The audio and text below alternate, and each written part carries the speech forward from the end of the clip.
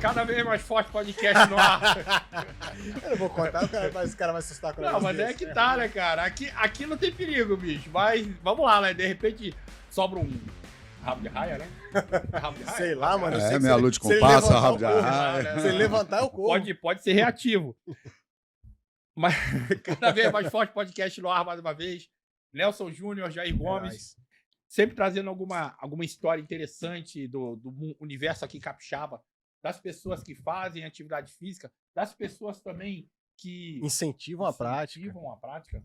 Que servem de exemplo. Que tem histórias inspiradoras também, né? Tem histórias inspiradoras. Histórias de que foram do sucesso, a queda e depois retornaram ao sucesso, demonstrando tudo aquilo que eles viveram de experiência. Tanto para o bem quanto para o mal, né? Servindo de exemplo de vida, né? Exatamente. Hoje vamos começar com a fera aqui.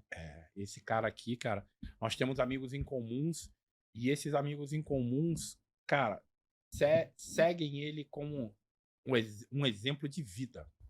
Tá? Etienne Dias, capoeirista, professor de educação física, mas eu queria, irmão, primeiramente expressar a nossa felicidade de ter você aqui.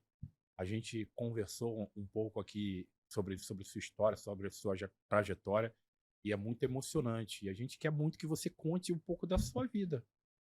Conta aí. Mas antes fala quem é você, onde é que você nasceu, conta pra galera aí. Então, primeiro, boa noite, né, todo mundo. Obrigado vocês, né, Jair, pela oportunidade de estar aqui com vocês, né, de abrir o espaço do podcast. Somos colegas de profissão também, né? Sou professor de educação física também. Mas aí eu sou um cara comum, né, cara? Meu nome é Etienne, tenho uma trajetória aí de vida dentro do esporte, né, cara? Uma construção a minha carreira a vida inteira dentro do esporte, especificamente a capoeira, onde eu comecei a capoeira aos 9 anos de idade e eu venho de uma família de capoeiristas. Eu tenho 3 tios que são mestres formados em capoeira. Hoje não atuam mais, estão aposentados. Eles influenciaram diretamente você, né? Eu cresci vendo eles, né? E eu segui essa carreira dentro da capoeira, a princípio sem muita pretensão de virar um professor ou um mestre, mas sempre de ser um competidor.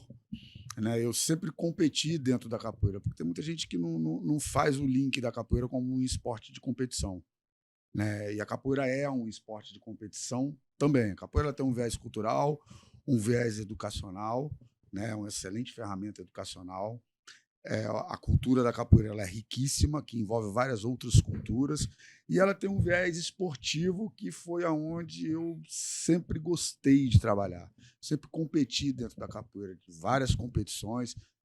Fui campeão, participei de eventos de competições mundiais, fui campeão mundial de algumas competições, e parei de competir já em 2003, foi minha última competição. E esse ano, cara, assim, uma coisa que eu não falei nos bastidores, mas eu acho que é importante falar, eu fui convidado a participar da maior competição de capoeira que está existindo no mundo hoje. Né? Ela se chama VMB, Volta do Mundo Bambas. É uma competição... VMB, Volta do Mundo? Volta do Mundo Bambas. Bambas. Quem depois puder entrar aí no Instagram, dar uma olhada, vocês vão ter uma noção. Ela hoje está sendo chamada UFC da capoeira. Né? E eu fui convidado esse ano para participar da categoria Master. Pela minha trajetória de vida, pela minha trajetória esportiva, competi numa luta casada com outro mestre da minha idade. Né? Eu estou com 49 anos e ele tem 48. É o mestre Eberson, lá de Brasília. Um excelente capoeirista também, que tem uma trajetória de competição muito legal também, um vencedor. E agora, com quase 50 anos, fui convidado a esse desafio, né, há quase 20 anos, há 20 anos sem competir, né, 2003. E assim, aceitei o desafio e estou aí, meu irmão, numa fase de treinamento pesada, treinando muito, né, focado. Vai ser aí nesse ano, 2023? 27 de janeiro, no Rio de Janeiro, na Arena Olímpica do Rio de Janeiro, com a expectativa de mais de 6 mil pessoas presencial. Vai ser transmitido pelo YouTube, né, onde tem um alcance aí de mais de 150 mil pessoas pelo mundo assistindo. É um mega evento, uma estrutura muito legal. E assim, eu me senti honrado, né, de ser convidado. Agora vamos lá, agora vamos começar com as dúvidas já. Como é que é um campeonato de capoeira? Eles têm contato ou não tem contato? Como é que funciona? Então, existem vários formatos de competição dentro da capoeira. esse especificamente, ele trabalha, ele é voltado para a luta, ou seja, existe contato. Né? A capoeira é uma arte marcial, é uma luta, ela nasceu como luta. Né? Os negros escravos, eles não usavam a capoeira para dançar, como muita gente acha que capoeira é dança. Eles usavam a capoeira para se defender dos senhores de engenho, dos capitães do mato, que quando eles tentavam fuga, iam. Né? Você imagina um negro escravo dentro de uma senzala que conseguia se evadir, entrava na mata dentro para fuga, e os feitores com os seus capangas iam armados. E eles não tinham nada, só tinham o corpo para se defender. Né? E a partir daí eles começaram a criar uma luta, né, baseado nas experiências que eles tinham, que eram negros escravos que vinham da África. Então, baseado na cultura de lutas que eles tinham já nos seus países, nas suas tribos lá na África, misturado com eles observando os animais na natureza aqui no Brasil, eles começaram a criar uma forma de se defender. A capoeira surgiu daí, uma luta de defesa, né, de Talvez opressão. Por isso também a questão do movimento, né? De fortalecer muito a movimentação. O capoeirista quase não fica parado. Não, exatamente. A agilidade... A questão do cara tá com arma, você tá sem o cara nada, atirava, então mas o cara estava aqui, estava ali, quando o cara estava em cima dele. Né? Com os movimentos rápidos, ágil, e bum, uma pancada, e de repente ele sumia no meio do mato.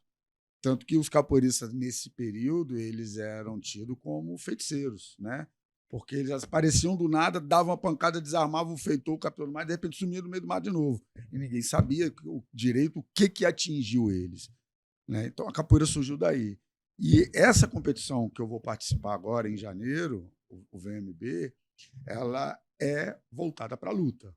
Né? É um combate com regras, obviamente, né? Como todo esporte, com regulamento e tal, mas é um combate. Onde aí, eu saio para fazer um jogo... modalidade, vamos botar um perfeito de comparação com a coisa que a gente conhece um pouco mais. O karatê. O karatê tem a galera que disputa no kata, né? Que faz aquele negócio só a questão da técnica, apresentação e tal. E tem aqueles caras que competem no contato mesmo. Né? No contato mesmo. Então a capoeira também teria dois tipos de competição, assim, nível mais... Tem a competição de solo, por exemplo, que se assemelha mais ao kata, onde o capoeirista vai e apresenta a sua técnica, né? Na execução dos movimentos. Ele é avaliado pela execução de movimentos. Saltos, movimentos de golpes e movimentação em cima e embaixo. Ele é sozinho, ele é um solo, né? Se assemelha muito ao kata, o kata individual, né? Que o kata também tem equipe dentro do karatê. E tem as competições culturais dentro da capoeira também, mas essa ela é voltada para a luta e eu vou lá, né? Estou um pouco velho, mas acho que ainda dá para alguma coisa. Não, mas aí que tá, né? Eu acho que eu tenho 48, você tem 49, né? Você é um ano mais velho do que eu. Eu falo que as pessoas hoje de 40 anos são a galera de 30, que tinha 30 anos há algumas décadas atrás. Porque hoje em dia as pessoas, com a medicina desportiva evoluída, né, com o treinamento desportivo evoluído, as pessoas podem ter uma qualidade de vida muito maior, né? E um prolongamento da vida esportiva também, né? Exatamente. O esporte entrou na sua vida aos 9 anos. Quanto tempo você levou para virar mestre de capoeira? Cara, eu comecei a capoeira aos 9, eu me formei aos 30. Então foram 21 anos aí de prática para eu receber a graduação de mestre. Quando você era mestre, então, em capoeira, quando você chegou a ser mestre em capoeira, então você também já era professor de educação física? Quando eu me formei, eu já era professor de educação física. Eu me formei em educação física em 2004. E aonde entra a educação física na história do capoeirista? Eu acho uma coisa vai levando a outra, né? A capoeira me levou para a educação física, né? Por uma necessidade. Eu trabalhava muito em escola na época e eu precisava de ter um conhecimento acadêmico. E precisa ter a graduação também. Para abrir até mesmo as portas para eu trabalhar em escola. Só que quando eu entrei para a educação física, pela minha própria característica mesmo dentro da capoeira no esporte de competição, né, eu rapidamente fui pro viés esportivo da educação física, né? Parti logo para a parte de treinamento. Eu fiz educação física escolar porque era um requisito, né? Você se formar em educação física não tem. Mas o bacharel foi o que me pegou, onde eu fui, né? A licenciatura eu trabalhei em escolas, continuei trabalhando em escola. Hoje eu não dou aula mais em escola por opção, porque a minha área é a parte de treinamento, de alta performance, preparar os alunos, preparar atletas, né? A parte educacional, Então, ela é você trabalha importante. também com preparação de atletas? Sim. Só da capoeira ou de outros esportes? Eu trabalho como personal também, né? Na área da educação física. Hoje depois da capoeira, minha principal atividade. Uhum. Né? Eu tenho mais uma área que eu atuo também, mas é a capoeira e logo na sequência, como personal, é a minha principal atividade. Entendeu? Queria que você explicasse para a galera de casa, as pessoas que têm um pouco de dúvida, a capoeira cultural, como ela, porque na verdade, para a maior parte das pessoas, a capoeira é uma cultura. Sim. E aí essa parte agora da capoeira de competição, você tá abrindo as portas e explicando pra gente que existe, que você compete, que você vai competir agora. E ele já competiu há muito tempo atrás. Competiu há muito tempo atrás. De agora. Isso. E não é tão divulgado assim a capoeira de competição. Pelo menos é até onde eu sei. Me fala um pouco como é utilizado a capoeira cultural, como é vendida, como as pessoas vão procurar capoeira. Porque eu acredito que a maior parte das pessoas vão procurar capoeira, como você falou, achando que é uma dança, que é uma atividade física. Perfeito. Que é um esporte lúdico, né? Entre aspas, né?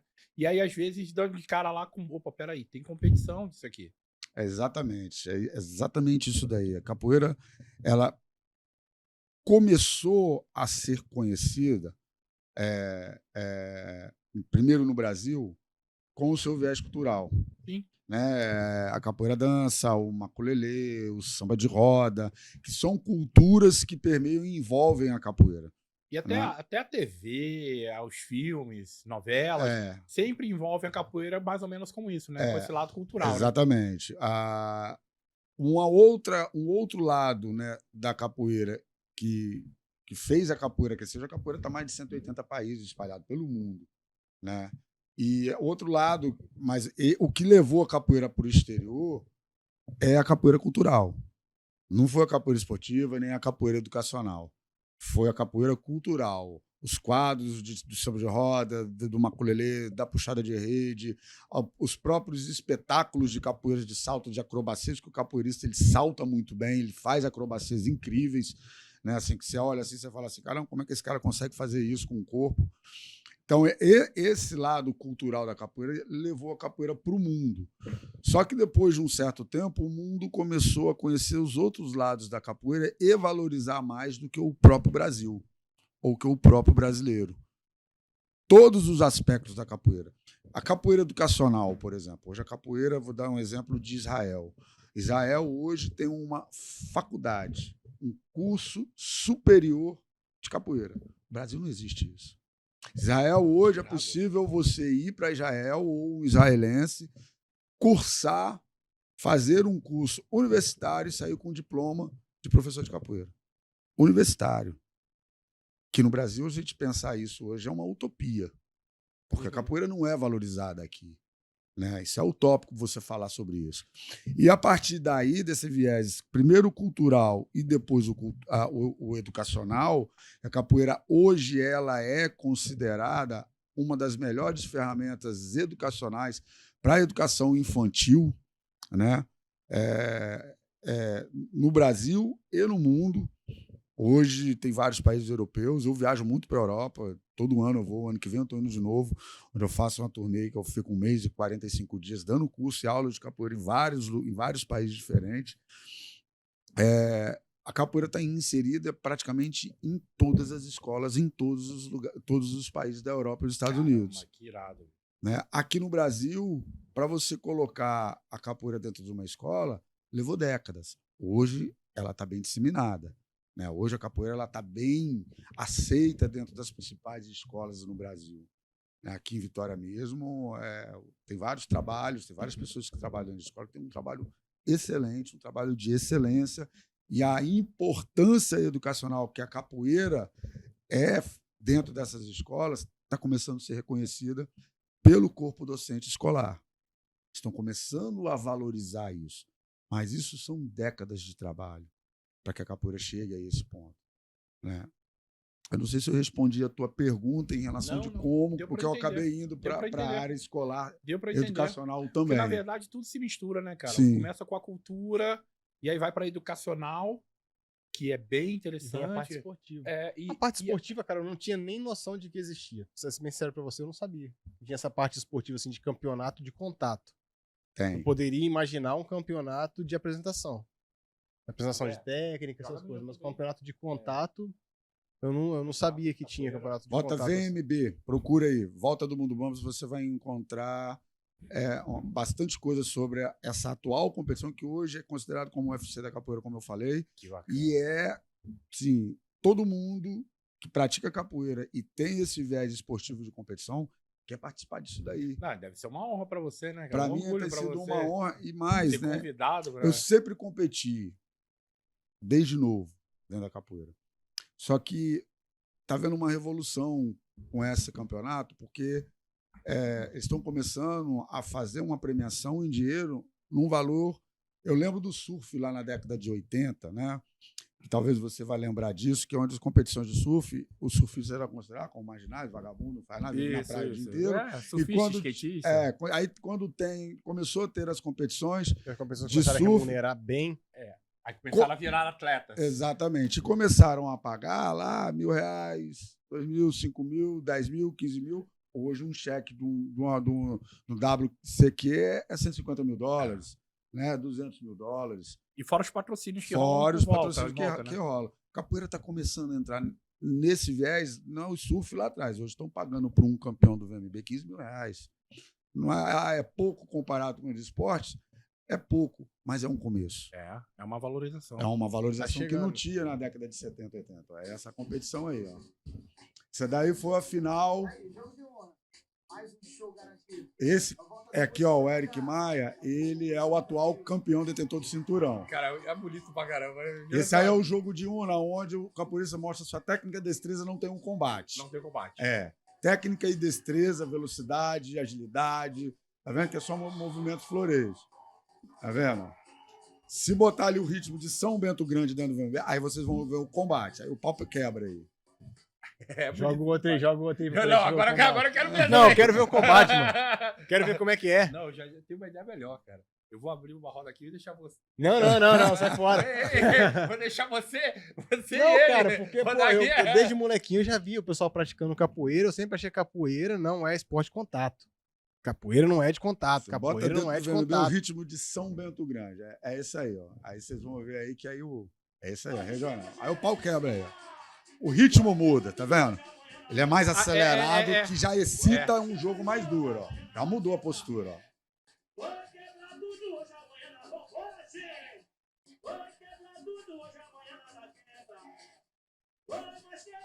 Aí pega pra capar.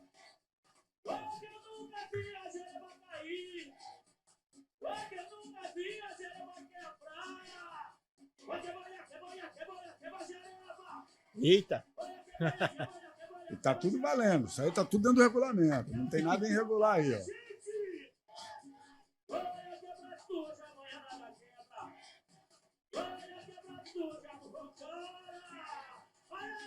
Cara, pior que só de olhar da adrenalina do caramba.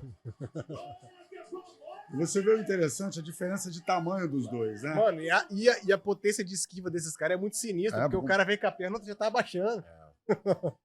Tem um solo, se você botar aí solo nessa mesma aí, você vai ver a agilidade que esses caras têm. Esses meninos são novos, 25, 26, 27 anos. Eu não jogo igual eles mais não, a minha idade já não permite tanta agilidade.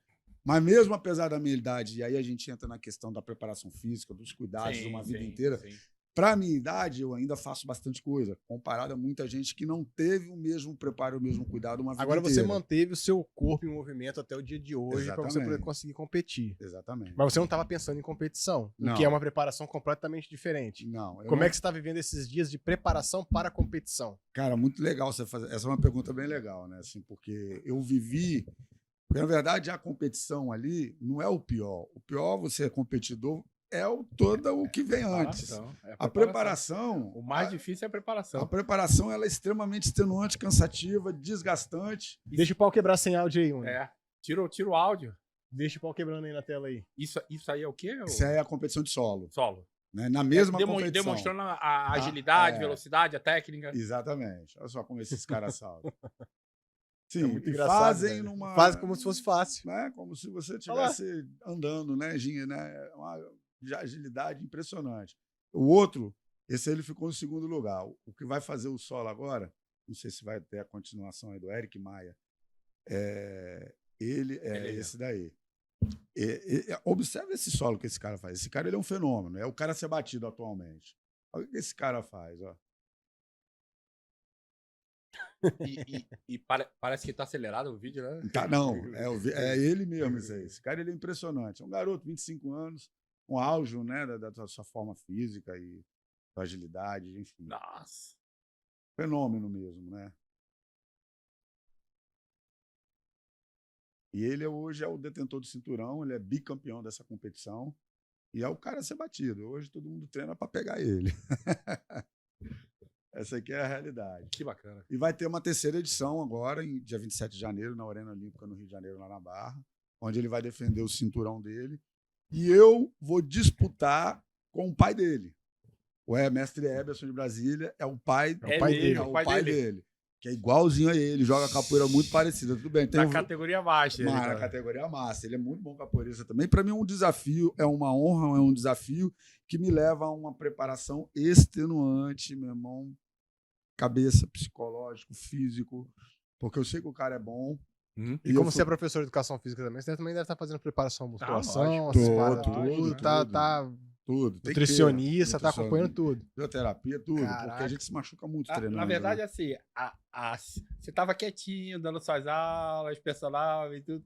E aí te convidaram. Um desafio desse, dessa altura aí. Assim, bicho, é sempre o assim. Filho... Acende o fogo, que você tava ali meio apagado. E aí eu aceitei, não tem como aceitar. É igual um cara aí que foi desafiado por um negócio de fortão aí depois de um tempo. E se voltar, leva de novo, viu? Mas aconteceu isso. Não aconteceu isso há 2 anos atrás. Por desafiar ele, Jair. Ele voltou lá, treinou de novo, foi lá, competiu de novo. Tipo assim. Eu conhecendo o Jair, eu acho que se alguém ligasse pra ele hoje e chamasse, ele ia de novo, ia de novo. Cara, mas é foda, né? Você vai desafiar um atleta. Atleta tá no sangue, né? Cara. A gente adora desafio, não tem jeito. Não tem jeito. Mas, mano, antes da gente entrar numa outra parte desses assuntos aqui, a gente tem que falar de quem banca esse espaço aqui pra gente. Vamos aproveitar, né? Aproveitar aqui, que a gente tem muito papo pra rolar ainda. Então a gente tem que falar dos nossos patrocinadores. Qual vai ser o primeiro aí, André? Joga na tela. Esse barulho aí não é um barulho bom, não. Opa, Farmic. 35 anos. A maior farmácia de manipulação do estado do Espírito Santo. E a mais confiável também. E é uma cá entre nós, né? É uma das que mais crescem no estado, mas também é do país, bicho. Porque as pessoas não sabem muito disso. Eles também não divulgam muito. Mas eles enviam pro Brasil todo e até pra fora do país. Pô, tava vendo esses dias, eu te falei, né? Eu tava vendo um vídeo de um tatuador amigo meu lá do Rio de Janeiro. Ele tá com um projeto lá legal, que é um projeto de tatuagem sem dor, que os caras dão anestesia geral no cara, paga o cara pra poder fazer tatuagem, faz tipo assim, escosta, braço, perna, faz tudo, o cara sai todo tatuado. Isso é bom, já acorda todo rabiscado. Isso é interessante. Dá anestesia, paga o cara e faz a parada. Só que aí, pô, aí ele filmando lá e tal, os material lá, um monte de coisa da Farmic. Tirando bacana. Um monte de parada da Farmic da caixinha assim. Bacana, Aí depois eles colocam algumas coisas assim pra poder proteger a tatuagem e tal. Tudo caixinha da Farmic. Tirando da caixinha da Farmic, poder rolar. O laboratório da Farmic, alguns entrevistados aqui já visitaram e tudo. Falaram que é assim, primeiro mundo, comparado aos melhores farmácias de manipulação do Brasil. Tá? Então, pessoal, não tem pra onde correr. Se você vai manipular o seu suplemento, o seu medicamento, né? Vai na Farmic. Vai na Farmic. E entre em contato lá com eles, fala que assistiu a propaganda da Farmic aqui no Mais Forte Podcast. Fala que é amigo do Jair. Fala que é amigo do Jair também, tá? Não fala que é amigo. Não fala que é amigo do Júnior, não. Senão vou cobrar mais caro de vocês. Vou falar que é amigo do Jair que tem desconto. Não, mas eu vou lá, que eu tô precisando. E você pode falar lá, ó. Fui entrevistado lá pelo Jair, pelo Júnior. E eu quero desconto. Chama o Didi. Valeu, Farmic. A melhor farmácia de manipulação do estado do Espírito Santo. E tem a Power King. Opa, Nossa parceiraça Power Power King, você King. gosta de falar. Vai, fala. Power King faz essas coqueteleiras maneiras pra gente aqui. Mas eles não fazem só Essa daqui. Eles fazem um monte, eles né? fazem galões, Galão. eles fazem qualquer squeezes, personalizado que você quiser, assim ou qualquer outro formato que eles colocam fazem. só logo. Faca. Muito bom. Eles têm aquela maquininha de soprar, né? O plástico, então eles fazem qualquer formato que você quiser. Só que E essa daqui pra mim, é a parada mais legal que eu já vi assim nos últimos meses. Porque, pô, essa coqueteleira, do jeito que ela tá aqui, você coloca qualquer fruta pastosa aqui dentro, sacode, ela vira uma vitamina. Quando você botar uma banana aqui dentro, você só descasca a banana, coloca ela inteira aqui dentro, sacode, ela vira uma pastinha, você coloca um pouquinho de água lá, whey, sacode de novo, já era. Vira uma vitaminazinha de banana com whey. Etienne, Caso eu do formato dela trouxe de fundo, o whey. Tem alguma coisa aqui, eu velho. trouxe o whey, a gente colocou água, e aí o dono do Wilson veio aqui, colocou a banana aí, bateu, colocamos a água, colocamos o whey, virou um shake. E eu não acreditei muito não, sacou? Eu peguei ele, abri e fui jogando no copo pra poder ver se havia uns pedacinhos de banana, mas me ferrei. Igual o liquidificador, né? Igual o liquidificador portátil. Pessoal, se você quer fazer a sua garrafa coqueteleira, squeeze, se você tem uma marca de cosmético, quer fazer promocional, as embalagens de pode ser cosmético, um eles fazem tudo nutricionista, lá. pode ser um médico, pode ser o dono de uma empresa que queira colocar a sua logo, entre em contato com a Power King, porque eles fazem produto de qualidade, porque eles são sócios de quem? Do Arnold. Eles fazem as coqueteleiras e as garrafas do Arnold Class South America. Exatamente. Pô, se eles fazem um produto pro Arnold, né? Schwarzenegger, é porque a parada não é ruim, né? Não. É boa. Então, ó, tem preço bom também. entre em contato com o pessoal da Power King. E tem aquele patrocinador secreto, né? Que aparece de vez em quando. Tem logo aí do Instituto Jair Gomes, André? André vai dar uma procurada ali, né? Que aí é o seguinte. Os patrocinadores só vêm de vez em quando, não é todo podcast que vem, não. E aí eu já vou aproveitar e vou presentear o nosso entrevistado aqui. Isso aí, garoto. Ó, o Instituto Jair Gomes é uma loja que eu tenho aqui no centro de Vila Velha, que é uma loja de suplementos, mas lá também eu tenho um consultório de nutrição, que atendem lá o Dr. Túlio Gandra. O Túlio é cientificamente shapeado. Cientificamente shapeado. O cara, ele é professor de educação física, ele é nutricionista e é bioquímico.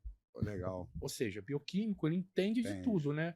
O que a pessoa ingere cria uma reação química, bioquímica, e ele sabe exatamente qual é o resultado para dar um resultado de shape, melhorar o shape, melhorar a saúde da pessoa.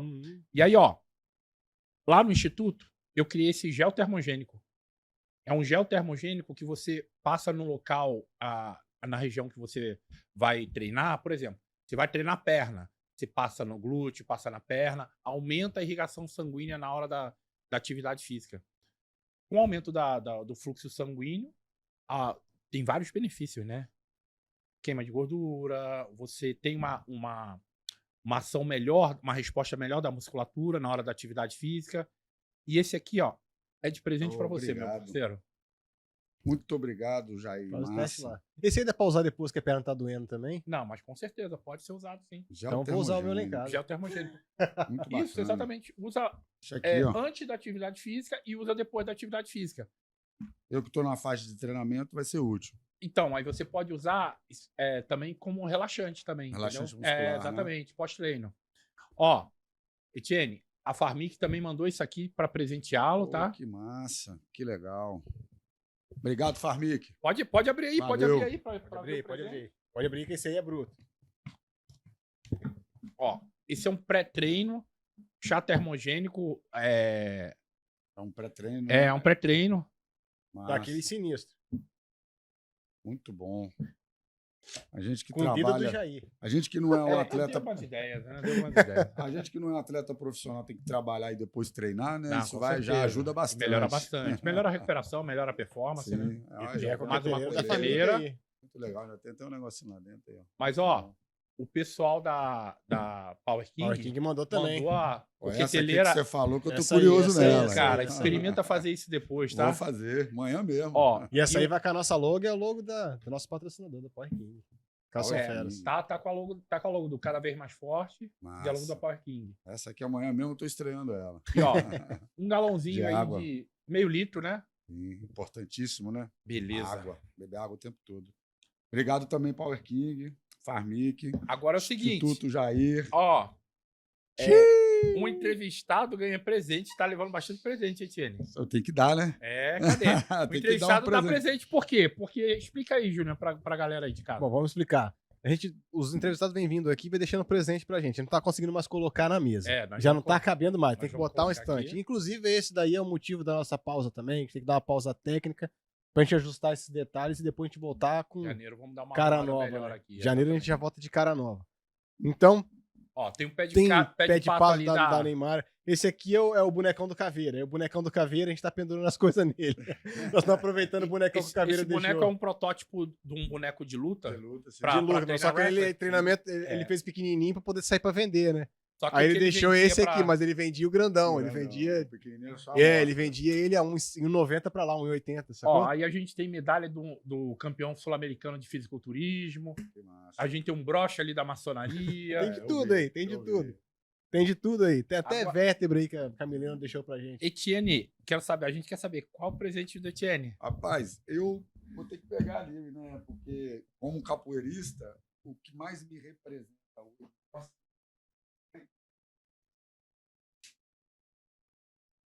é o bimbal, né? Esse arco de madeira aqui, que parece um arco flecha, né? A gente acha que é um arco flecha. Olha, parece que é um arco flecha. Caramba, que bacana, bicho. E aí? Na verdade é um arco musical. Esse aí funciona então?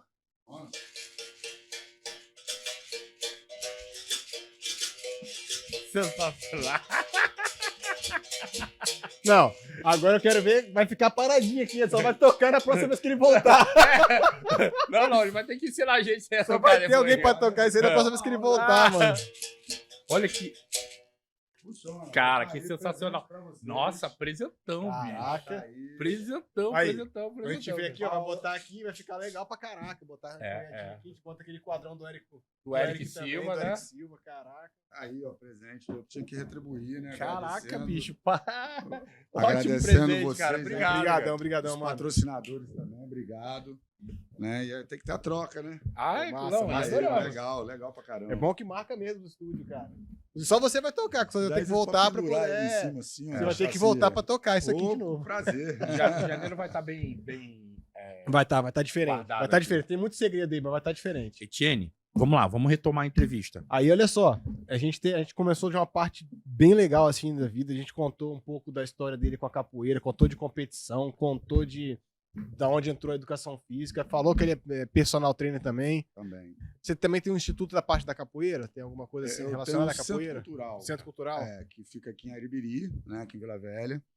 É o SECAC, né? É, o SECAC, é uma sigla que significa Centro Educacional e Cultural da Arte Capoeira, onde a gente trabalha todos esses viés que a gente vem falando até agora, trabalhamos educacional, cultural o social, né? Eu tenho alguns projetos sociais lá dentro do nosso espaço, onde a gente busca resgatar e oportunizar crianças, jovens, adolescentes e alguns adultos a oportunidade de, por meio da capoeira, da prática da capoeira, a reintegração escolar, reintegração familiar, né?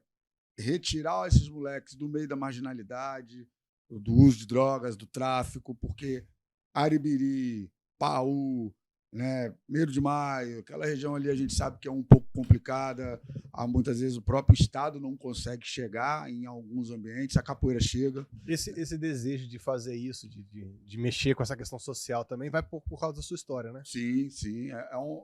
Até mesmo... Se mistura uma coisa com a outra, né? É uma reparação que eu devo à sociedade,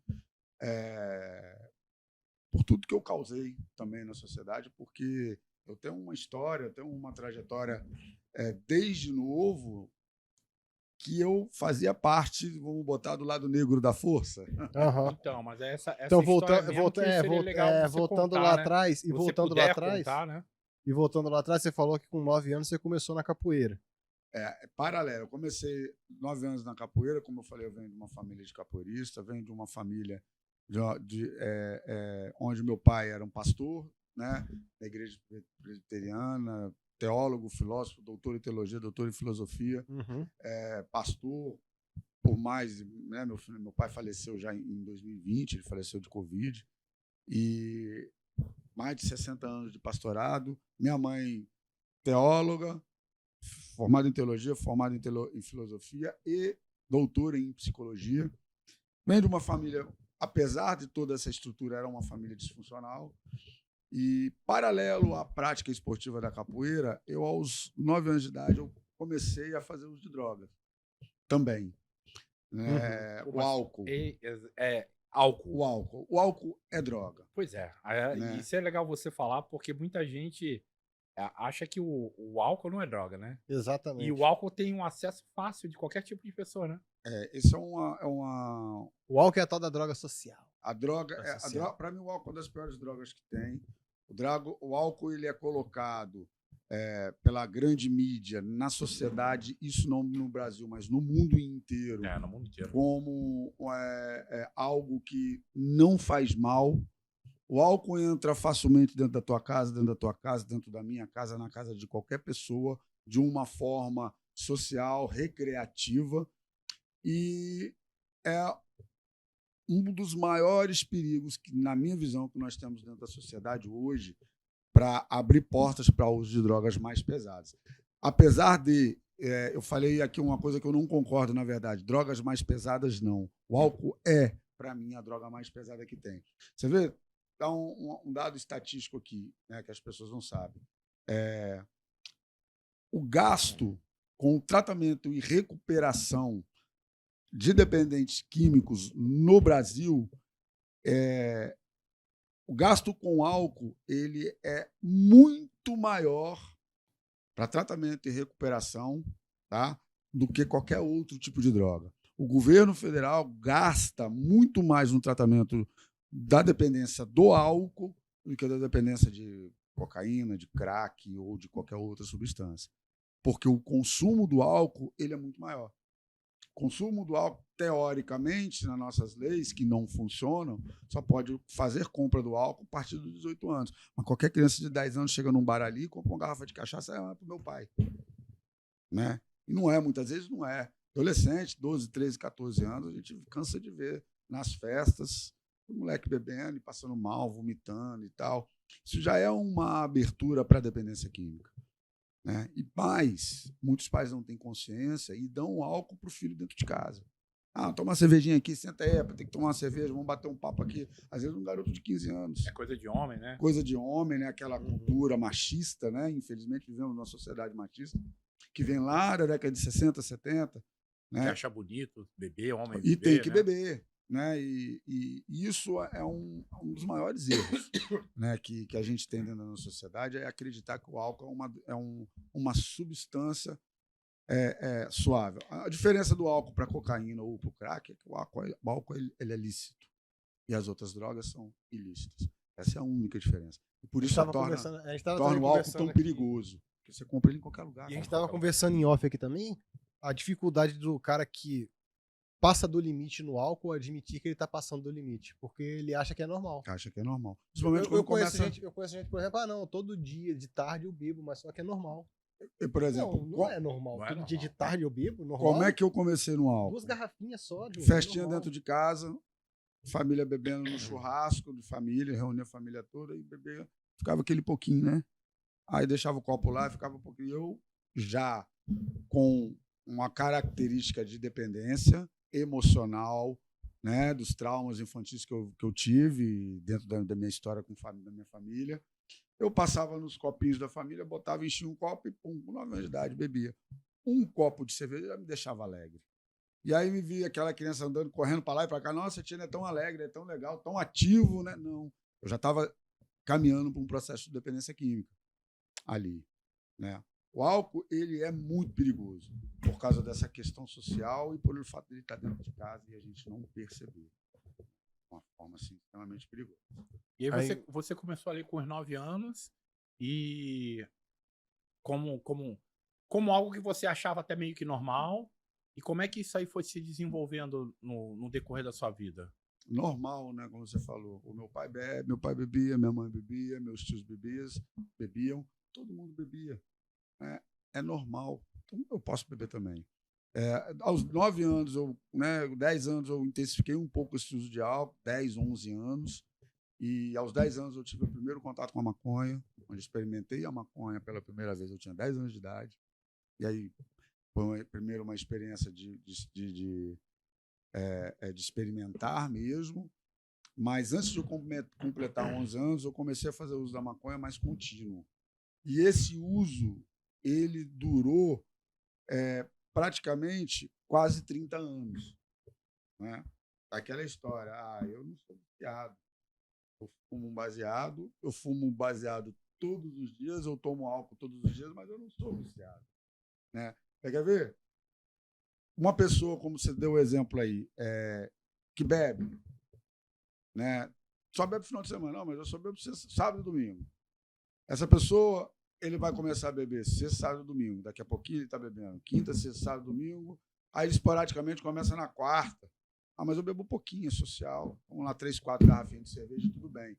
Vira para essa pessoa e fala assim, cara, vamos fazer um teste contigo, fica 6 meses sem beber e se divirta.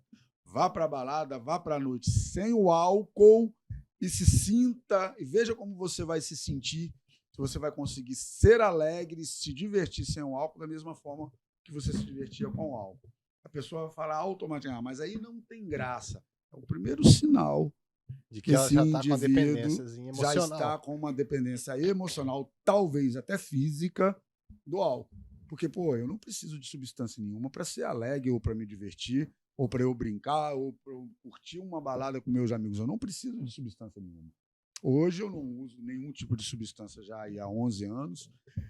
Eu não preciso de nada. Eu me divirto da mesma forma hoje, até melhor, né? Porque hoje mais consciente, né? Muito mais consciente e me divirto até com os outros, porque eu reparo, né? O cara quando chega sem o álcool e começa a beber e como ele vai se transformando no decorrer da noite, eu falo, caramba, eu era assim. Né? Eu reparo nisso. Eu era até pior, né? Eu reparo nisso às vezes. O cara chega de um jeito, mulher, um homem, né? Ou às vezes até um casal, tudo extremamente sociável e você vai passando a noite se tornam pessoas extremamente antissociais. E aí, quando você repara nisso, você percebe também que todas as pessoas que estão ali em volta reparam também e tiram chacota. Exatamente.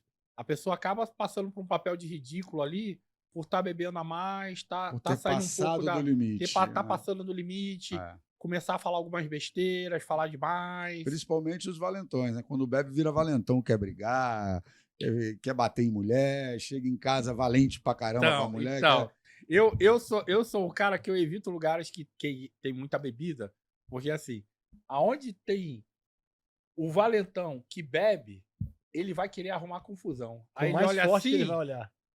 Aquele bombado lá, tatuado. ele olha você, ele vai achar você. Aí o cara olha assim, eu vou arrumar confusão com o bombado. Pô, e aquele lá, aquele ali tatuado também? Não, vamos arrumar confusão com o tatuado. Mal sabe ele que o capoeirista do lado é o mais perigoso, né? Mas é isso, cara, assim... E a minha trajetória, com álcool, a maconha, foi até os 30 anos. A partir dos 30 anos...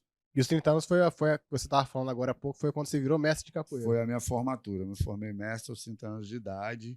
E logo até ali, então, sua vida estava... até ali eu casei novo, casei aos 23 anos. As coisas estavam fluindo. Fiquei 27 anos casado. Mesmo com o uso da droga, você ainda conseguia... Sim, a ilusão, né, cara? Você ainda conseguia tocar a vida. Tipo assim, você conseguia tocar a vida. De ilusão. É a ilusão do uso de droga, que eu acreditava que minha vida estava tudo bem. Né? Que a minha vida estava, por exemplo, tinha um problema em casa, eu ia pra rua beber. Voltava, fumava baseado e voltava para cá. Não, tá tudo bem amanhã. E não é isso. Uma ilusão da felicidade, ilusão de que tudo bem, ilusão de que tua vida tá indo bem. Porque o problema, ele continuava. Eu anestesiava o meu sentimento. Essa é a palavra. Anestesiava o meu sentimento da droga, deixava os problemas para lá, mas eu não resolvia. No acúmulo desses problemas no decorrer de muitos anos, chegou um momento que essa bolha estourou. Porque eu vivia dentro de uma bolha, anestesiado pelo uso da maconha e do álcool durante muitos anos. Quando essa bolha estourou, meus problemas de relacionamento com a minha ex-esposa Quando essa bolha, normalmente os problemas foram aumentando porque eu não eram resolvidos, eu anestesiava os problemas. Quando essa bolha estourou, o álcool e a maconha já não compensava mais. Não me anestesiava mais como eu precisava para fugir. O uso de droga é o quê, cara? Quem é o dependente químico, ele é o quê? Ele é um indivíduo doente, portador de uma doença que se chama adicção. A adicção é uma doença reconhecida pela Organização Mundial de Saúde, onde tem um número do CID. CID é o Código Internacional de Doenças. Se você jogar lá CID-10, F19, vai sair lá, adicção. Então, adicto. O adicto é um doente que pode se tornar um dependente químico, ou ele é simplesmente um adicto de outras coisas. No meu caso, eu me tornei um drogadicto, um dependente químico, né? Adicção pela droga. É um indivíduo doente que anestesia uma realidade de vida que ele não quer aceitar. Ele não aceita a realidade de vida que ele tem, ele não consegue resolver por causa da adicção, e aí ele busca uma fuga. Qual é a melhor fuga que a gente tem na sociedade? O álcool mais fácil. é a primeira mais delas. Fácil, mais barata. A maconha vem logo na sequência, só que com o passar do tempo, com o acúmulo dos problemas não resolvidos, e uma hora essa bolha estoura, e estourou na minha vida, a maconha e o álcool já não me supriam mais a minha necessidade de fuga. E aí eu parti para uma droga mais forte, foi como entrou a cocaína, muito pouco, não fui muito usuário da cocaína, poucas vezes, e na sequência veio o crack. E aí, cara, a minha vida desmoronou. Literalmente, a minha vida desmoronou. Porque o crack, as pessoas acham que na verdade, as pessoas não têm a menor noção de como é que é, né? Devastador, né? Devastador, essa é a palavra. Eu costumo falar, né? Eu costumo falar assim, fazer uma comparação. Quando eu entrei no processo de recuperação, eu estudei, fiz uma formação em terapia e independência química. Hoje eu trabalho com isso também. Né? Eu sou terapeuta em independência química, também, além da educação física e da capoeira. E eu, em algumas terapias que eu faço com usuários dependentes do crack, eu faço essa comparação. Não tem aquele bonequinho do Tasmania, né? E o Tais, onde ele passava, ele destruía tudo. Tais quer comer, ele girava. E onde ele passava, ele devastava tudo. É o dependente químico do crack. Aonde o usuário do crack passa, ele devasta tudo. Né? Eu costumo chamar, na minha terapia, o dependente do crack o Tasmania. Meu irmão, você é um Taz. Porque você destrói tudo. E você destrói a família. Ele não tem poder para controlar, né? Não controla. A dependência controla a gente. Nós somos escravos da droga. Literalmente escravo. É uma prisão sem muro. Não tem controle. A droga tem controle sobre você. Total. Você continuava trabalhando e usava o dinheiro no crack ou parou tudo? Então, eu usei o crack durante 8 anos da minha vida. Caraca, foi 8 anos, cara? 8 anos.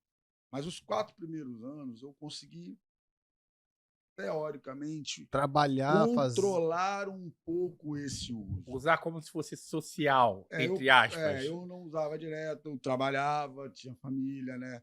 Eu tenho 5 filhos do meu casamento, mas nessa época eu tinha só 3, né? Mas eu tinha 3 nessa época. Os outros 2 vieram depois do meu processo de recuperação. Os meus 2 filhos mais novos não conheceram o pai drogado. Eles não viram o pai drogado. É o Thiago, que tem 11 anos, e o Felipe, que tem 5. Né? Os 3 mais velhos, a minha filha a Luana, de 20, a Alana, de 23 e o Pedro, de 25, eles viram, conheceram e viram e passaram e sofreram e foram traumatizados com o pai drogado. Esses 3 mais velhos, eles passaram por muita coisa que, se eu pudesse voltar atrás, eu não teria feito. Mas, enfim, é a história deles, minha com eles. E o dependente do crack, cara, ele destrói tudo que ele bota a mão. Tudo ele destrói a família, ele destrói emprego, ele destrói amizades, ele destrói tudo. Carro, patrimônio, imóvel, tudo. Destrói tudo. E eu consegui controlar o uso do crack durante os 4 anos. Usava relativamente controlável. Eu conseguia trabalhar. Na época, eu trabalhava pela prefeitura de Cariacica. Era concursado na prefeitura de Cariacica, era professor de educação física e tinha alguns projetos com a capoeira lá dentro. Né? Trabalhava também como personal. E eu conseguia ainda manipular esse processo. Essa é a palavra, manipulação. Eu pegava atestado, que às vezes virava 1, 2 dias e não conseguia trabalhar e tal. Só que chegou um momento que isso se torna insustentável. O usuário de droga, o dependente químico do crack, da cocaína também, não consegue sustentar isso por muito tempo. A máscara cai. E chegou um momento que a minha máscara caiu. Né? E aí a minha esposa, que já desconfiava, descobriu tudo, eu já não conseguia mais trabalhar, né? Eu fui pego dentro da escola que eu trabalhava usando crack, eu já não conseguia mais controlar a coisa, e a coisa desandou de vez. E, meu irmão, eu não conseguia mais parar de usar, eu não conseguia mais trabalhar para sustentar o meu vício, e aí eu caí no tráfico. Tráfico, assalto à mão armada para bancar o meu vício. E aí eu me afastei da capoeira, me afastei da minha família, me afastei dos meus filhos, e chegou um momento, nos meus 2 últimos anos de uso, que eu virei morador de rua. Esses nós que vocês veem aí pela rua aí, Vila Rubim, aqui mesmo, lá do terminal aqui de Vila Velha. No centro de Vila Velha tem. Era eu, cara. Eu paro muitas vezes aí, eu fico olhando assim no sinal, eu falo, caramba, eu aí há 10, 11 anos atrás. Era eu, cara, era um daquele ali. Né? Morador de rua, literalmente. Né? E minha mãe, como psicóloga, a formação que ela teve no doutorado, mestrado dela, ela fez na França, especializou em dependência química, não podia fazer nada, porque era a mãe. Né? E aí a psicóloga não conseguia agir. Mas no desespero, na tentativa de me ajudar, ela mora em Brasília, eu fui morar em Brasília com ela. E foi assim, o pior momento. Foi meu último ano dentro do uso pesado de crack. Minha família foi toda, né? Minha ex-mulher foi toda. Ela não se separou de mim nessa época. A minha separação veio agora, 3 anos que a gente está separado. Ela foi muito guerreira na época, segurou uma onda do caramba com os meus 3 filhos, né? Ela teve esse mérito, né? E lá em Brasília foi o meu pior momento no uso de droga. Acho que você é de lá também, né? Não, sou carioca. Você é carioca. Você é do Rio. Moro aqui há 18 anos. Mas você é do Rio, né? Então, nesse período foi o meu pior período, onde eu caí pesado no tráfico, onde eu fui preso, tomei tiro, quase morri, e aonde eu cheguei num momento que eu fui internado uma vez, não deu certo, fui internado a segunda vez, não deu certo, e na terceira vez já desacreditado, onde ninguém acreditava mais que tinha jeito, não dava mais. Se ninguém acreditava, acabou, você não vai morrer, não tem mais jeito. Daí agora, porque depois da segunda internação eu fiquei limpo um tempo e voltei para o tráfico, voltei ao uso pesado. Eu cheguei no meu fundo de poço, último mesmo, assim, onde eu já não suportava mais. Eu estava usando R$800, R$1.000 de crack por dia. Para sustentar um negócio desse. Para sustentar um negócio desse só vendendo. Caraca. Não tinha R$1.000 de crack por dia era muita coisa. Para você ter uma ideia, Jair, você vai entender bem isso. Eu peso hoje 80 quilos. 79, 80 quilos é meu peso hoje. A minha última internação, que foi em 2012, eu cheguei na clínica pesando 49 quilos. Metade praticamente do peso que eu tenho hoje. Né? E foi uma internação onde eu pedi.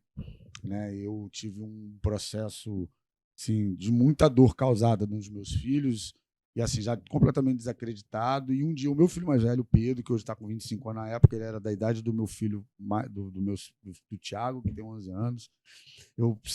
A gente veio para cá, para Vitória de férias, família toda, e no Natal, num período desse de ano, eu me lembro como se fosse hoje, a gente chegou, deixei a família na casa do meu pai e eu, para a rua para usar.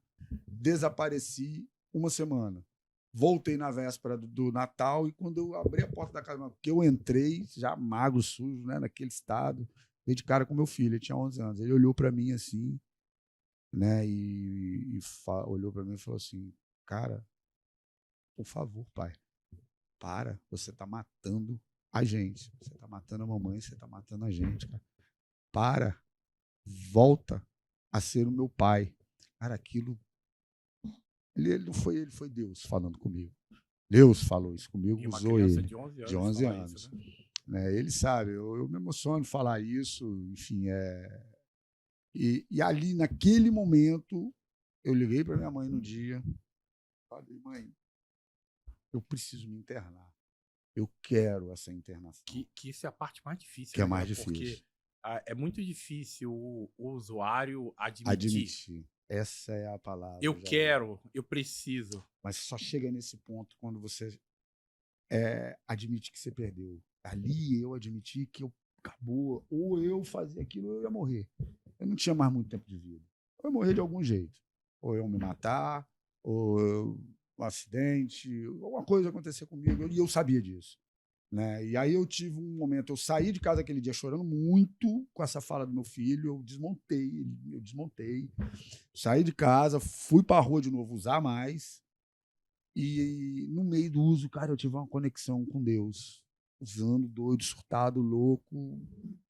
Deus falou comigo, eu entrei num processo espiritual com Deus ali. Eu me lembro que eu estava usando dentro de uma comunidade aqui em Vitória, no meio do matagal. E eu comecei a conversar com Deus do nada. E chorando muito. Eu falei, Deus, pelo amor de Deus, me tira desse inferno. Não quero mais isso. Me ajuda. E a partir dali, cara, tudo começou a mudar.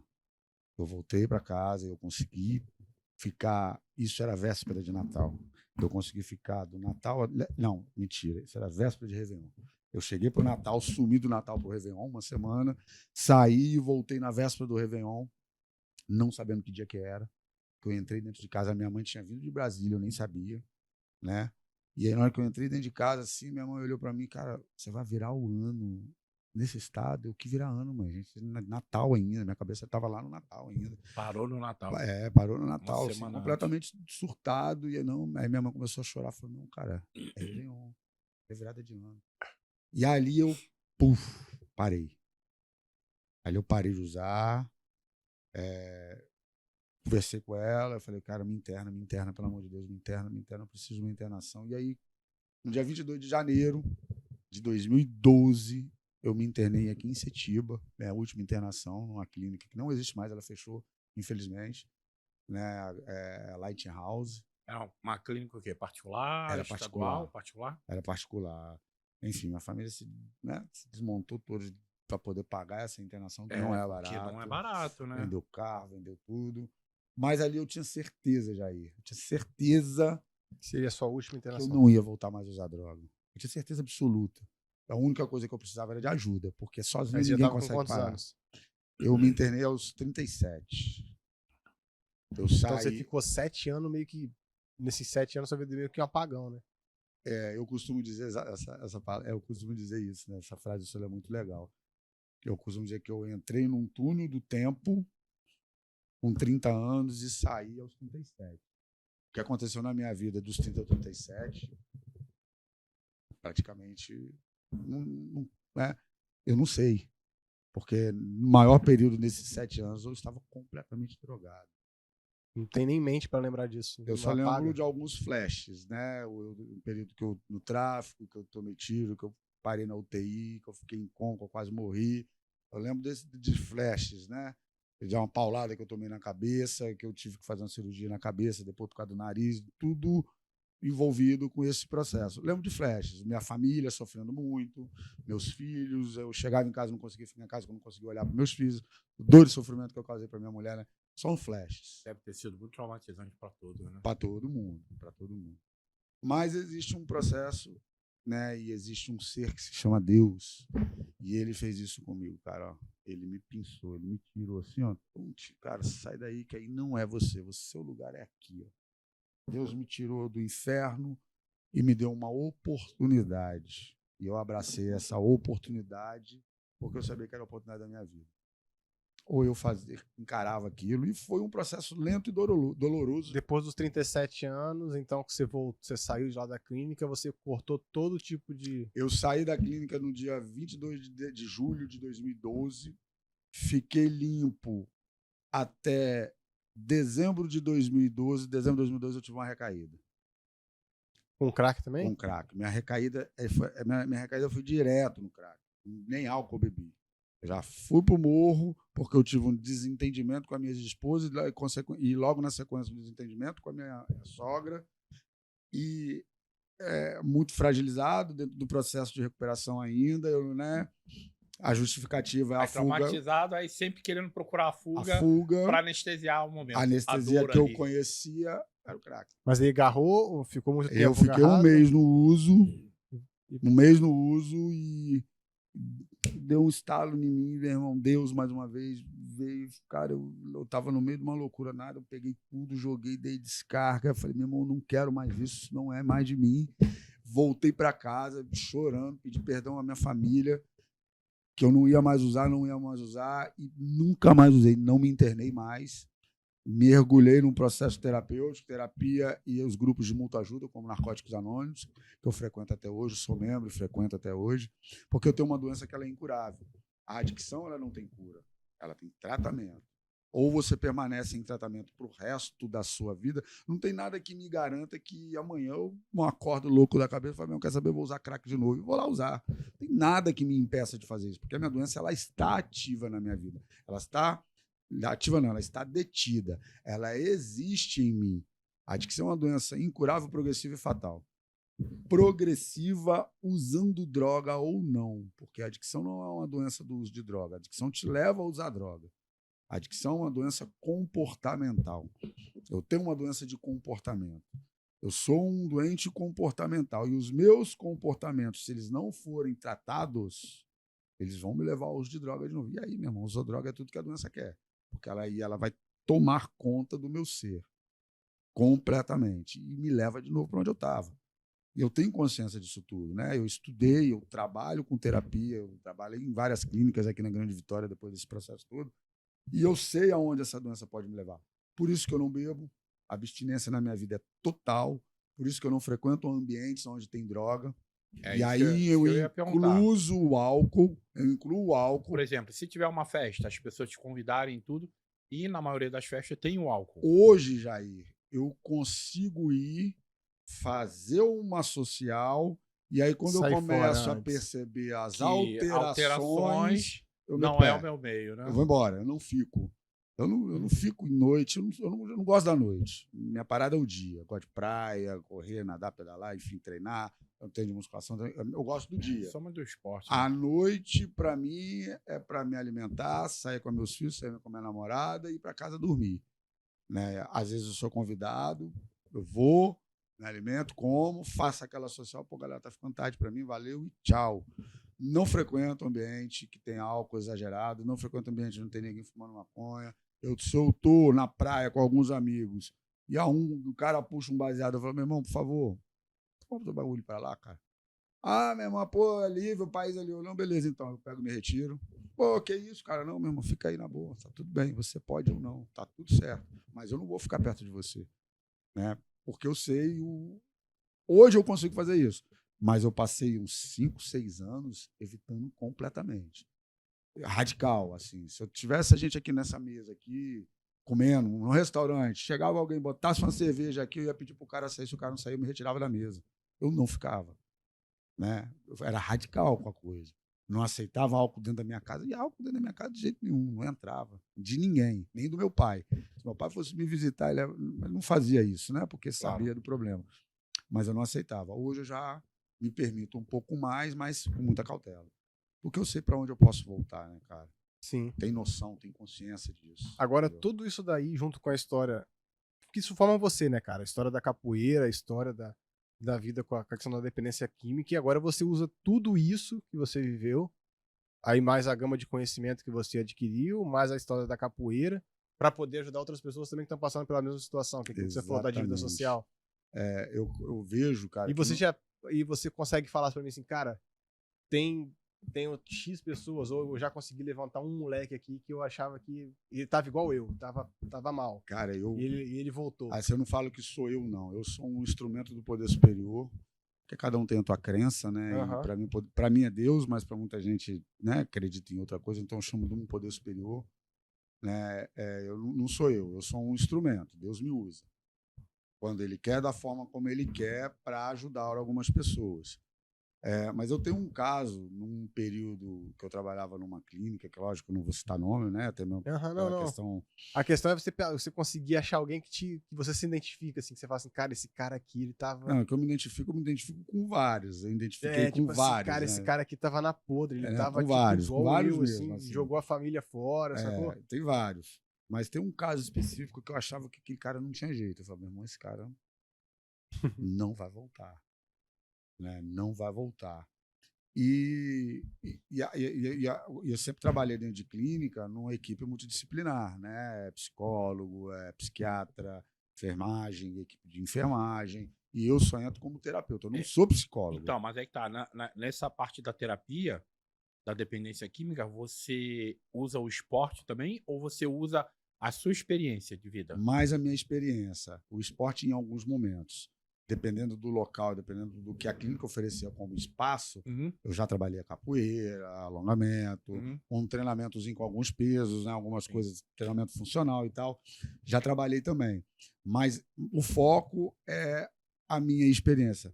Qual é o grande diferencial? Bom, tem algumas pessoas que trabalham com dependência química, inclusive psicólogo, mas não viveram a dependência química como eu vivi. É diferente. E aí a identificação do paciente comigo é automática.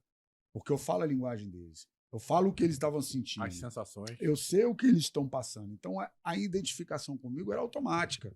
Muito maior comigo do que com a equipe técnica que tinha lá, psicólogo, o médico. Inclusive, o dependente químico ele é muito manipulador, né, cara? O processo de recuperação... Ele é sedutor, né, na verdade. A manipulação... Né? Ele consegue convencer as pessoas que tá indo bem. E assim, às vezes, quando o psicólogo ia para dentro na terapia do psicólogo do paciente, o paciente já tinha lá, meu irmão, você não sabe o que eu vivi. Você fala aí com o psicólogo da onde você está, e é muito fácil. Mas viver o que eu vivi, você nunca viveu. Então, não para de falar besteira. Comigo, essa fala não cabia. Né? Não cabia uma fala dessa comigo, porque eu falava a linguagem dele, falava o beco, as favelas, vielas, as sensações, as situações que são muito parecidas. Né? Mesmo que você está vivendo, eu vivi, cara. Então, eles não conseguiam me manipular. Só que de cara... E aí você consegue entrar mais na cabeça deles, Só que né? de cara, meu irmão, era uma rejeição. Porque a minha forma de terapia, a escola de terapêutica que eu vi, é do confronto. Né? Eu confrontava os caras, logo de cara, arrancava as máscaras, meu irmão, arranca isso daí. E é o confronto, é a minha linha terapêutica. E, meu irmão, tem do cara que tá lá, da abstinência da droga, abstinência da família, abstinência de um monte de coisa, surtado, e chega um maluco lá e confronta ele, os caras surtavam. Uma bomba atômica. Mas eu fazia isso de propósito. No início eles me odiavam, mas no processo da metade para o final das internações, a grande maioria se identificava muito comigo, e alguns são meus amigos que estão aí hoje, saíram, estão bem, estão recuperados, tem contato comigo até hoje, né? A gente conversa e se encontra até e tal. Mas tem um caso, cara, que eu não acreditava que aquele cara ia voltar. E aí o processo dele foi muito louco, porque o problema dele com a droga, e aí eu falo de estatisticamente, 95 a 98% das causas, né, vamos colocar assim, ou dos motivos que os dependentes químicos alegam que levaram ele para esse caminho, o problema está dentro da família, ou com a mãe, ou com o pai, ou com ambos. A causa, a gente não sabe se a dependência química ela é uma causa genética, a ciência ainda não tem uma resposta sobre isso, ou a dependência química ela é causada pelo ambiente onde você é criado. Né? O que a gente sabe é que o ambiente influencia muito. Né? Muito. Mas, se você pegar dois irmãos gêmeos, criados no mesmo ambiente, com os mesmos pais, com o mesmo amor, com o mesmo carinho, e com a mesma qualidade de vida, um às vezes é dependente químico pesado e o outro é extremamente bem sucedido na vida, com carreiras. E aí tem um fator que a gente acredita, eu acredito, né, genético, ou uma predisposição genética mesmo para a dependência química ou não. Mas isso não é provado, a ciência não prova isso. E aí não tem nem como a gente falar nesse caso aí que foi falta de oportunidade, né? Porque realmente tem casos nesse sentido, né? Muita gente que usa essa mesmo fala. Berço, e aí um teve uma ascensão na carreira, na vida e tudo, e o outro enveredou por esse lado da droga, da dependência química. E aí esse da dependência química ele acaba se tornando um vitimizado. Ah, não, eu não tive uma oportunidade como meu irmão teve. Exatamente. E por aí vai. Joga sempre a... Porque meu irmão deu sorte. Porque meu pai gostava mais do meu irmão. Eu era discriminado. E não é assim, os traumas, eles existem. Eles foram criados, por exemplo, eu tenho consciência que eu causei hoje, né? Hoje eu tenho consciência dos traumas que eu causei com os meus filhos mais velhos. Não só os filhos, né, cara? Mas todo mundo. Só que aí cada um tem a sua resiliência. Né? Eu não tive. Meu filho mais velho, Ele foi bastante resiliente com o processo todo, foi o que mais sofreu. A minha filha do meio, nem tanto. A minha filha mais nova, mais ou menos. Né? Esses 3 que viveram mais esse processo todo doloroso, cada um tem os seus traumas causados por esse período. Mas eu não me culpo por nada disso, porque eu era doente. Não carrego culpa, nada. Eu sou muito bem resolvido com tudo isso. O que aconteceu com eles por causa da minha dependência química, cabe a eles lidarem com toda essa situação, fazer terapia, psicólogo, tratar isso e ficarem bem. Né? Lógico, eu estou aqui, eu sou pai, eu dou suporte, eu estou junto, eu não me culpo por isso, não. Né? Foi muita terapia para poder falar isso hoje, né? Muita terapia para eu poder ter essa consciência. E coragem também para expor isso tudo, né, cara? Porque muitas vezes a pessoa não quer expor esses problemas por vergonha até, né? Sim. Cara, agora que a gente tem que virar um pouco essa chave aqui agora, que a gente olhou bem pro passado, né? Viu bastante coisa lá e tal, mas agora como é que é a sua expectativa de futuro? Já falou do campeonato, mas agora a sua história te aponta para um outro tipo de futuro? Você quer montar alguma coisa mais voltada realmente à recuperação? Cara, eu já tive Você quer aprofundar mais nisso? Você não quer? Como é que é a sua expectativa de futuro? Seu planos? Eu já tive esse sonho de montar uma clínica, um local para tratamento de terapia, dependência química, recuperação, mas é um mercado muito complicado, né? Porque eu já trabalhei no governo do Estado do Espírito Santo 4 anos como terapeuta de dependência química no governo Paulo Artung. Trabalhei em várias clínicas particulares, masculina e feminina, aqui na região da Grande Vitória, Guarapari, Serra, Vila Velha, Vitória, Fundão. E é um mercado muito complicado, né? Existe uma palavra para mim é essa, eu não tenho rabo preso com ninguém, não tem problema de falar, uma máfia, né, por trás disso tudo, porque gera muito dinheiro, né? Que não interessa recuperar ninguém. E sim prolongar, né? Exatamente. Quanto mais tempo o indivíduo estiver, sai, volta, e entra nesse ciclo vicioso, para quem lucra com isso, melhor. Para que eu vou matar a minha galinha dos ovos de ouro? Porque é um negócio, né? É um negócio. A partir do momento que passa a ser um negócio... Eu já tive muito problema. Hoje eu nem trabalho muito com clínicas, não, porque eu tenho problema. Eu causo problema para a clínica. Porque eu trabalho para recuperar os indivíduos. Porque eu me vejo neles. A sofrimento da família, dos pacientes. Então, talvez por esse diferencial, cara, não deixa o sonho morrer, né? Porque um diferencial desse você pode talvez revolucionar e fazer alguma parada para você. Primeiro, eu precisava de um investidor, alguém que tivesse dinheiro para investir, porque não é um investimento barato, baixo. E não é um investimento com retorno rápido. Não é um investimento com retorno rápido. E eu precisaria que esse investidor confiasse 100% na minha linha de trabalho, no meu viés de recuperação, na minha linha de tratamento. Confiasse mesmo. De eu escolher a equipe técnica que iria trabalhar, desde médico, psicólogo, terapia, pro educador físico. Eu ia ter que escolher, porque, cara, eu ia trabalhar na linha de recuperação. Eu não quero que o meu paciente volte. Eu não quero que volte para uma segunda internação. Eu quero que o meu paciente volte para a família, que ele se torne de novo um indivíduo produtivo para a sociedade, como eu me tornei. Eu causei muito dano para a sociedade, Brasília e Espírito Santo. Muitos danos. Né? Tem coisas que é até complicado de falar. No período que eu estava envolvido com tráfico, assalto, a porra toda. Desculpa a palavrão. Mas, né, nesse período. Eu quero recuperar, eu quero tornar esse indivíduo produtivo para a sociedade de novo. E aí eu entrava em muito conflito com o dono das clínicas, né? Que, cara, você está recuperando muito, você está dando muita alta, tem muita gente tendo alta aqui, a gente não pode, eu vou fechar. Eu falei, então fecha, cara. Mas eu não vou me corromper por dinheiro. Eu tenho um princípio, eu tenho um propósito acima do que financeiro.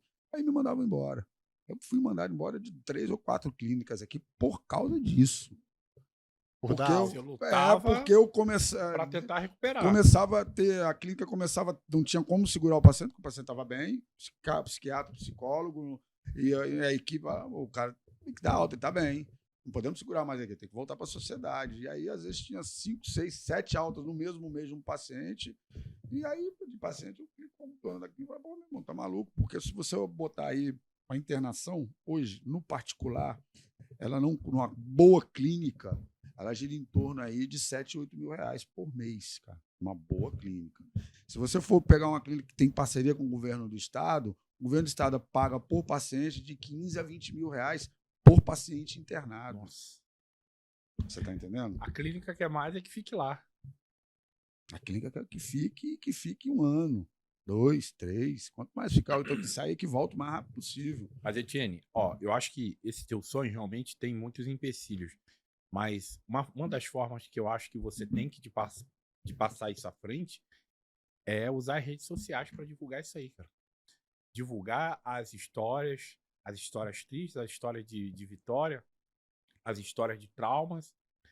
Porque você tá falando aqui pra gente, tá impactando a gente aqui, cara. E as pessoas de casa, quando escutarem... Eu já fiz muito isso. Vai impactar. Chega um momento que você percebe que você tá lutando contra um processo dentro do poder público e da sociedade mesmo, né? Do mercado, que, pô, é muito desanimador, entendeu? E um só, ou 2, ou 3, contra a máquina, né?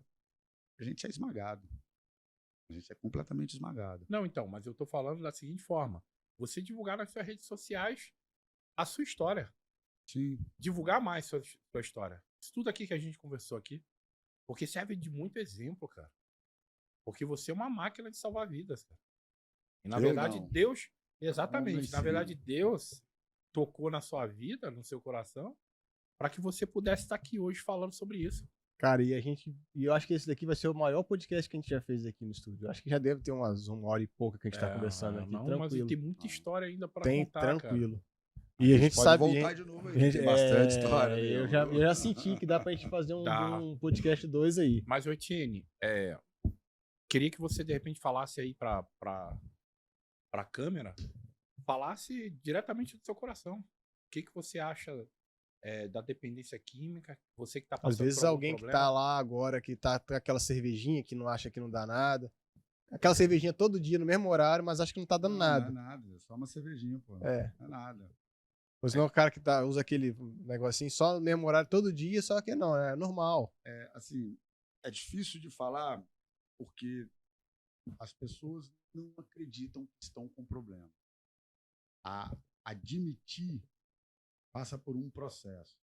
Primeiro eu preciso admitir e, na sequência, eu preciso aceitar a minha doença. Porque às vezes eu admito, mas eu não aceito. Mexe muito com a vaidade da pessoa, né? Eu admito e não aceito, eu não me trato.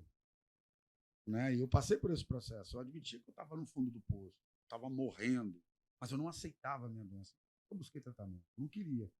Né? Vamos dar um exemplo. Um paciente, o cara que tem diabetes, ele admite que tem diabetes, mas ele não aceita. Ele não vai tomar insulina. O cara que tem HIV, o indivíduo que tem HIV, ele admite, tá lá, fez o exame, não tem como, tá lá, tá dando que tem que ter HIV. Mas ele não aceita a doença, ele não vai se tratar, cara. Admitir uma coisa, aceitar outra. Então é um processo de admissão e aceitação. Eu preciso aceitar a minha doença. Então admitir, aceitar e tratar. Para poder tratar. Aí a gente chama isso como primeiro passo. Quando você admite, aceita, você começa o processo de tratamento. Você dá o primeiro passo a partir de admissão e aceitação. Então, o primeiro passo caminhando para o processo de recuperação. Que é um processo lento, longo, doloroso, sofrido, mas que vai salvar a tua vida. Né? E assim que eu posso deixar, cara, para a galera que tá aí nessa vibe de balada, de sair, de curtir, de estar namorando, né? Às vezes a namorada puxa um baseadinho, o cara leva, não, vamos tomar uma cerveja, pai, tá curtindo. Tudo bem, nem todo mundo tem um problema da adicção e não todo mundo vai se tornar um dependente químico. Muita gente passa por essa fase da vida simplesmente como uma experiência, um processo, uma fase que você experimentou e a vida segue. Mas o meu alerta fica para você que está passando por esse processo e se sente diferente dos demais. É o primeiro alerta que tem que ter. Porque o dependente, a pessoa que é dependente ou que já está se tornando, ele se sente diferente. E olha assim, cara, eu não sou. Estou usando aqui, não sou. Começa a querer usar sozinho, é mesmo uma cerveja. Né? Aquele cara toma uma cervejinha, mas só toma na galera. De repente, aquele cara tá tomando cerveja já sozinho. Pô, tem nada para fazer, vou tomar uma gelada, desce lá. Só que esse processo começa a ser todo dia tomando uma cerveja sozinho. Sinal de alerta. né? Eu sei que o que eu vou falar aqui pode parecer utópico, mas procura ajuda logo. No psicólogo. Será que eu sou... Quando você faz essa pergunta, será que eu sou um alcoólatra? Ou será que eu sou um dependente da maconha? Será que eu sou um dependente de cocaína? Ou será? Já é, cara. Já é um motivo para você procurar uma ajuda, porque quem não é não tem dúvida nenhuma. Entendeu? Não sou. Uso. Não uso continuamente. Uso socialmente, literalmente. O cara que bebe uma vez no mês ou 2 vezes no mês, esse cara é social. Né? Eu tinha um amigo, um médico cirurgião daqui de Vitória, conhecido, não posso citar o nome, mas ele era usuário de cocaína. Recreativo. Eu acho que ele é o único cara que eu conheci nesse processo. Ele me ligava e falava assim, pô, Tirinha, tá de bobeira, vamos lá usar um tal. Eu falava, bora. Aí ele comprava lá 5 gramas de cocaína, começava a usar comigo, 6 horas da tarde. Dava 10 horas da noite, o cara amarrava a sacolinha dele, botava no bolso. Falou, o que foi, velho? Não, tem que ir embora, amanhã eu tenho que trabalhar. Não, tem que trabalhar? Como assim, cara? Não, amanhã eu tenho que trabalhar, meu irmão. Eu tenho cirurgia para fazer, estou indo embora para casa. E ele rompia o processo. Qual é a característica da adicção do uso de droga? Compulsão e obsessão. O cara se torna compulsivo pelo uso e automaticamente obsessivo porque ele não consegue parar de usar e de pensar na droga. Esse cara não tinha esse processo. Esse cara não era um adicto, cara. E aí, um mês depois, 45 dias depois, o cara me ligava de novo. E aí, cara, pô, daí tá de bobeira, vamos lá de novo. Eu falei, porra, vamos embora. Aí ele chega lá e tirava aquela mesma sacolinha que ele guardou há um mês, há 45 dias atrás, para usar. Esse cara não é compulsivo. Porque o compulsivo como eu, ele ia embora, eu usava as minhas 5 gramas, pegava mais 5, saía, pegava mais 5 e eu ficava 3, 4, 5 dias usando sem parar, sem dormir, sem comer. E isso é a compulsão. Então você aí, ó, que tem alguns traços de obsessão e compulsão. Obsessão é o quê? Pensamento contínuo no uso. Você não precisa estar usando, mas você está pensando em usar. Já é um sinal de alerta. Tô doidinho pra chegar em casa e tomar minha cervejinha. Pra tomar minha cervejinha. Ou sai mais cedo do trabalho só para parar no boteco e já tomar uma ali antes de chegar em casa. Pra chegar em casa, comprar mais e tomar. Se liga. Ou aquela bagulhinho, fuma um baseado de manhã quando acorda, não vaza ainda. Senta lá, vai no vaso, já fuma um. Aí toma um café, fuma outro. Aí toma um banho, sai para trabalhar, já tem uma bagulha dentro do carro, vai fumar outro. Cara, isso é compulsão, cara. Né? Se liga. Procura ajuda. A maconha não é uma droga leve. Maconha é a maior substância que desenvolve a esquizofrenia. O esquizofrênico, o indivíduo que tem a potencialidade de desenvolver esquizofrenia, a maconha é o maior veneno que tem. Vou te dar um exemplo. Se você começar a usar a maconha hoje, um adulto, né, e tem a potencialidade de desenvolver esquizofrenia, a maconha vai aumentar essa potencialidade em 300%. Um jovem adulto, 20 anos, começou a fumar maconha aos 20 anos, ele já tem a potencialidade de desenvolver esquizofrenia. Que se não usasse maconha e desenvolver esquizofrenia aos 40 anos, que é uma idade que normalmente começa a desenvolver, usando a maconha de um baseado por dia aos 20 anos, esse cara vai aos 30, antes dos 30 anos, ele já está com a esquizofrenia se manifestando nele. Ele acelera esse processo em 300%. Você pega uma criança, como eu, que comecei a fumar maconha aos 10 anos de idade, se eu tivesse a potencialidade de desenvolver a esquizofrenia, se fosse já geneticamente, né, já tivesse a esquizofrenia, eu ia aumentar isso em 700%. Isso é dado estatístico.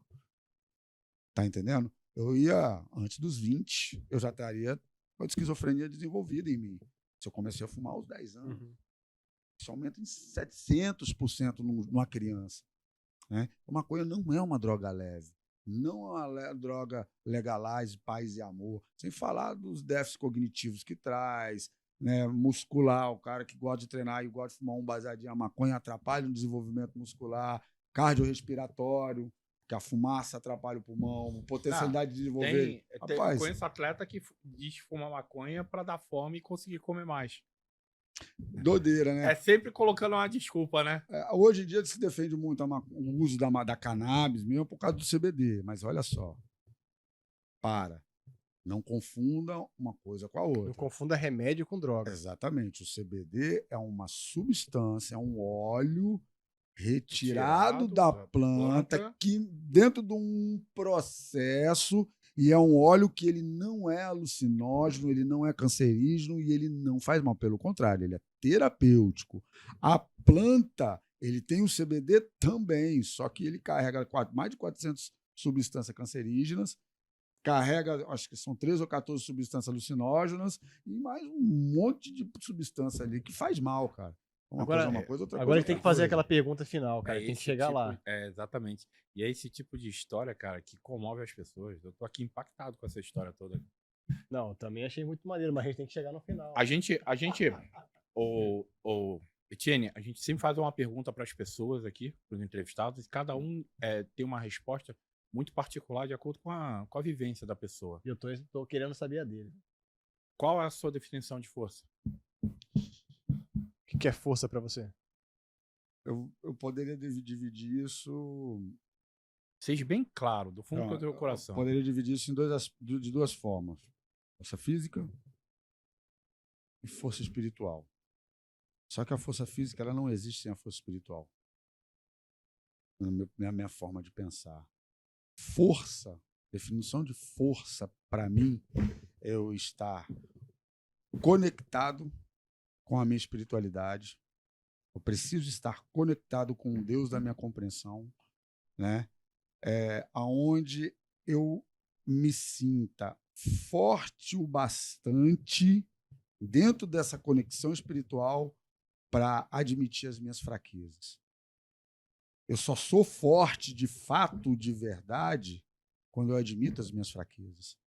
Porque quando eu não admito as minhas fraquezas, cara, eu me torno um cara, uma pessoa, assim, que eu não consigo fazer absolutamente nada. Porque eu acho que eu sou forte. Eu não sou forte. Eu só sou forte, conectado com o meu Deus, admitindo as minhas fraquezas. Porque sem a minha espiritualidade, eu não sou nada. Eu não estaria aqui hoje, cara. Enquanto eu achava que era forte pra caramba, eu estava usando droga. Quando eu admiti a minha fraqueza, eu me tornei forte e parei de usar droga. Porque eu admito a minha impotência perante a droga. Eu sou impotente perante qualquer substância, cara. Sou impotente, porra, sou impotente perante tanta coisa. Cara. Sou impotente à droga, impotente ao álcool, impotente às relações, eu sou impotente ao meu comportamento, eu sou impotente aos meus filhos, eu sou impotente à sociedade, sou impotente a tanta coisa, cara, que eu não consigo lidar. Eu sou fraco perante a tudo isso. Então, quando eu admito isso, eu consigo ter algum tipo de força, que não é minha, que não vem de mim, vem lá de cima. E essa tua força você consegue explicar muito da sua trajetória de vida, cara. Porque você tá sendo um exemplo aí pra gente aqui hoje. E não só pra gente aqui, mas muita gente aí vai ver esse podcast, vai sentir. Fechamos o ano com chave de ouro, literalmente, né? Exatamente. Uma boa história, uma boa reflexão.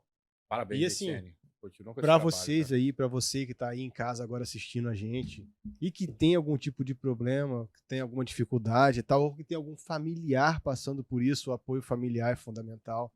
Você ajudar na medida do possível, daquilo que você consegue fazer, o que você tiver na sua mão para fazer para aquele que é seu parente, seu amigo, seu vizinho, seu irmão, seu filho. O que você tiver na mão para fazer, você faz conforme a sua força, vai com força, ajuda no que puder ajudar e, principalmente, terapia, psicólogo, tratamento. Eu vou até um pouco mais. Tá com problema com droga, cara? Procura. Se você quiser parar. Estou aqui. Talvez, se você quiser muito, eu posso te ajudar. Talvez eu possa te ajudar. E mais, eu vou um pouquinho além. Se tiver algum investidor aí, alguém que queira trabalhar nessa área, está com dinheiro disponível, quer investir em tratamento e recuperação de dependência química, talvez a gente possa formar uma parceria também. Cara. Né? Isso aí, cara. Parabéns. Bom, valeu, Etienne. Obrigado a vocês, cara, pela oportunidade. Cara, parabéns. Obrigado. Tá? História de superação, cara. Sensacional. E é isso aí, em janeiro agora a gente tá de volta. Em janeiro estamos de volta. Mas, ó, vai ter uma fase 2 aqui com ele. Quem quiser entrar em contato com o Etienne, cara, procura nas redes sociais. Etienne Dias no Instagram, né? A gente vai colocar o link aqui embaixo também no vídeo. Facebook, tamo aí, tá bom? Valeu, pessoal. Valeu, galera. Obrigado. Falou, valeu.